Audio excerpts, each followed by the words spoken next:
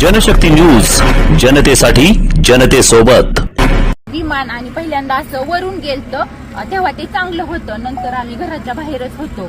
आम्ही गुरांना खायलाही टाकलं आणि घरानंतर आलो तर आम्ही बाहेर होतो आणि ते विमान गेलेलं असं खालून आलेलं आणि खालून असं ते खालून आलं आणि ते बरोबर वरती जायचं ते असं खाली त्याला अटॅक झालं. ते बरोबर म्हणजे 8:45 तेव्हा वाजलेल्या आणि त्याचा म्हणजे आम्ही पाहिलं पण एवढा मोठा त्याचा असा स्फोट झाला ना ते आमच्या घरापर्यंत आला.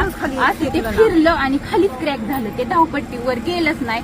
तसं असं जाग्यावर त्याचा स्फोट झाला. आम्ही एवढं घाबरलो तरी पण म्हणजे ते आले वरून पोलीस ही मग आम्ही गेलो. 15 मिनिटं थांबले. मग आम्ही घरून तरी पण आम्ही पाणी आणलं बांधलेली पाणी घेऊन आलो. त्यांच्यापाशी पाणी दिलं भिजवलं आणि ती बॉडी अशी साईडला पडलेली आणि त्यांचं मुंडकं ही पूर्ण म्हणजे साईडला होतं ना अशी निम्मी बॉडी होती. ती आम्ही पूर्णपणे पाहिलेली बॉडी आणि नंतर ते म्हणले कापड वगैरे मग आम्ही ब्लँकेट ही सगळं गुंडाळायला दिली आणि तसं झाल्यानंतर 15-20 मिनिटांनी मग ती गाडी आली आणि ती बॉडी अशी गुंडळून नेली.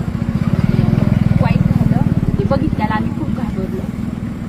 तुम्ही काय बघितलं? मी तेच बघितलं ते येऊन खाली कोसळलं आणि मुलं जायची नेमका टायमिंगच्या वेळ होता 9:15 खाली कोसळला असा भडका झाला. चाक येऊन माझ्यापर्यंत आलं तिथं घरापाशी. काही आम्ही घाबरलो पोरही आम्ही पळत सुटलो पण काही